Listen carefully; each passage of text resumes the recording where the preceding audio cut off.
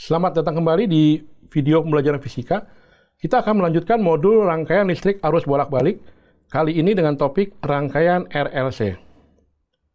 Berikut adalah tujuan pembelajaran video kali ini, di mana Anda diharapkan mampu, pertama, memahami rangkaian RLC, kemudian mampu menghitung impedansi, arus, dan tegangan pada rangkaian RLC. Nah, rangkaian RLC adalah rangkaian arus bolak-balik ya, yang memiliki komponen resistor, induktor, dan kapasitor ya, seperti gambar berikut ya. Nah, untuk menganalisa rangkaian RLC, pertama dikenalkan dulu yang namanya diagram fasor ya, diagram seperti ini, yaitu menunjukkan arah-arah dari resistansi, reaktansi ya. Reaktansi itu ada dua ya, ada induktansi dan kapasitansi. Jadi ada XL, ada XC. Nah, gabungan dari resistansi, reaktansi itu namanya impedansi Z ya, Z. Nah, di sini biasanya digambarkan resistor itu berada pada garis horizontal, sedangkan XL itu berada pada garis vertikal. Artinya memang XL ini kan memberikan beda fase 90 derajat ya, seperti kalau kita ingat video sebelumnya, pada induktor itu tegangan itu kan mendahului 90 derajat daripada arus, sehingga XL digambarkan ke atas, vertikal ke atas, sedangkan XC sebaliknya, digambarkan vertikal ke bawah ya. Jadi di sini XL dengan XC berlawanan arah. Sehingga nanti impedansi adalah total dari R, XL, dan XC. Gitu ya. Jadi kalau secara matematik kita lihat ya menggunakan Pythagoras, maka impedansi Z ya, itu adalah akar R kuadrat, karena R ini adalah yang sumbu horizontal. Kemudian untuk vertikalnya kita kurangi antara XL dengan XC, karena kan berlawanan arah ya. Sehingga ini XL dikurang XC dulu kita kurangin, lalu kita kuadratkan, lalu kita gunakan rumus Pythagoras ya. Ini adalah impedansi. Setelah dapat impedansi, kita bisa mendapatkan arus, yaitu tegangan dibagi impedansi. Ya, jadi Z itu adalah impedansi ya, itu satuannya adalah ohm. Jadi Z di sini adalah kombinasi dari resistansi dan induktansi dan kapasitansi ya. Nah, di sini ada beberapa sifat-sifat ya.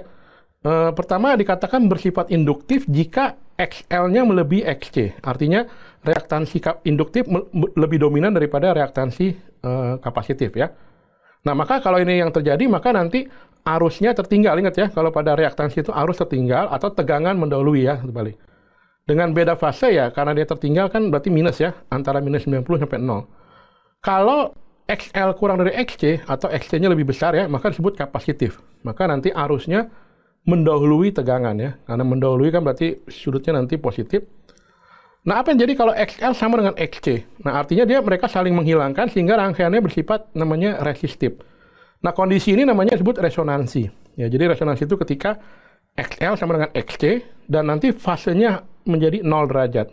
Ya, seperti itu.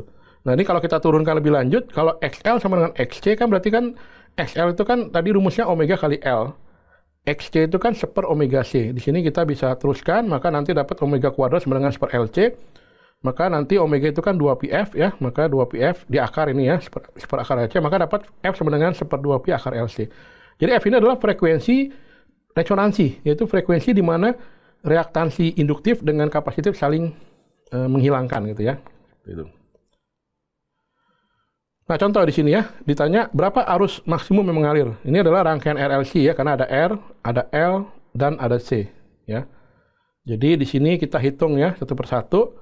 Pertama kita tulis dulu apa yang diketahui, R-nya 8 ohm, induktansinya 3,2 mH, C-nya 800 mikrofarad, kita rubah ya ke Henry dan ke farad.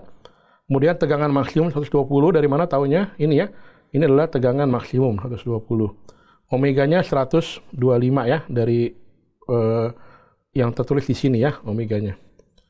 Nah, langkah pertama adalah mencari R. R-nya sudah tahu jelas ya, 8 ohm. XL-nya dengan rumus omega kali L, kita masukkan nilai omega 125. Dan kita masukkan nilai L-nya ya, 3,2, 10 pangkat min 3. Maka dapat XL 4 ohm. Demikian juga kita hitung XC, yaitu seper omega C, yaitu seper omeganya 125. C-nya adalah tadi 8 kali 10 pangkat min 4, kita dapatkan 10 ohm. Jadi kita sudah dapat XL, XC.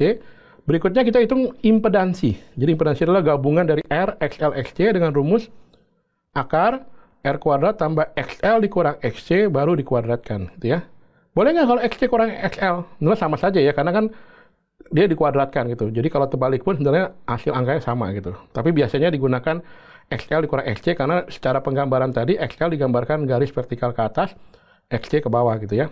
Nah, di sini kita lihat 4 kurang 10 kan min 6, kita kuadratkan, lalu kita jumlahkan dengan 64 ya, dapat akar 100, maka dapat Z-nya 10, impedansinya.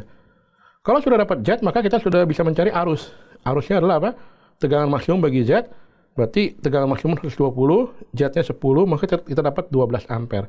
Jadi nanti arus maksimum yang mengalir pada rangkaian itu adalah 12 ampere. Kalau ditanya dia kapasitif atau induktif, kita lihat besaran mana. Ternyata besaran XC ya, artinya nanti dia bersifat kapasitif ya, karena XC-nya lebih besar. Berikutnya ya, ini sama rangkaian RLC, ini resistor, ini induktor, ini kapasitor.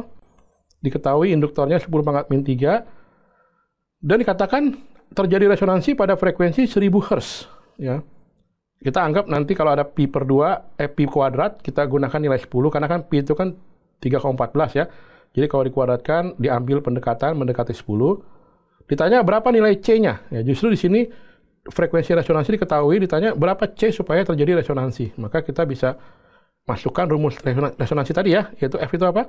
F itu adalah 1/2 pi akar LC, atau akar LC sama dengan 1/2 pi F. Tujuannya kita mencari nilai C ya, sehingga secara matematik nanti kita dapat seperti ini, sampai dapat persamaan untuk C, yaitu 1/L 4 pi kuadrat F kuadrat. Kita masukkan angkanya ya, di mana nilai pi kuadrat dianggap 10, nilai induktansinya kan tadi tahu ya, nilai induktansinya adalah 10⁻⁻3 ya, dan seterusnya ya, kita masukkan angkanya, maka kita dapat C-nya 1/4 dibagi 4, 10⁻⁴ ya. Itu kalau kita hitung nilainya adalah 2,5 10⁻⁵ farad atau 25 mikrofarad. Jadi kalau nilai C-nya 20 mikrofarad, maka rangkaian tersebut akan terjadi resonansi ya, dengan frekuensi tadi yaitu berapa? 1000 Hz ya. Ya, ini adalah referensi yang digunakan untuk video kali ini. Demikian video pembelajaran kali ini, semoga dapat dipahami dengan jelas dan kita akan bertemu kembali pada video selanjutnya.